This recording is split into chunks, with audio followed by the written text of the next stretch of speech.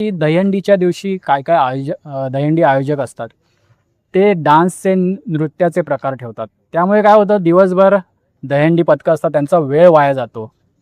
तर अशा आयोजकांना तू काय सांगशील? चांगला प्रश्न विचारलात. जेवढे पण आयोजक आहेत, आयोजकांशिवाय मजा नाही. नाच गाणे होणं आहे रे, पण एक काहीतरी मर्यादा असावी त्याला.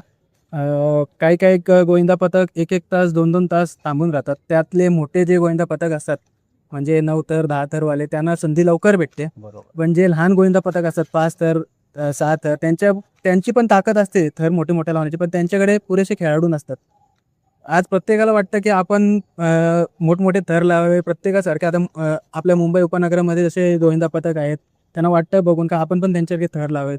पण आयोजकांना एकच विनंती असेल की तुम्ही तुमचे नाच नृत्य ठेवा, परंतु जे गोविंदा 2-2 महिने प्रॅक्टिस करतात त्यांनाही वेळ द्या, की जेणेकरून त्यांचा वेळ वाचेल आणि ते 1 नाही 2 नाही तर डबल 4-5 ठिकाणी सलामी देण्याचा प्रयत्न करतील.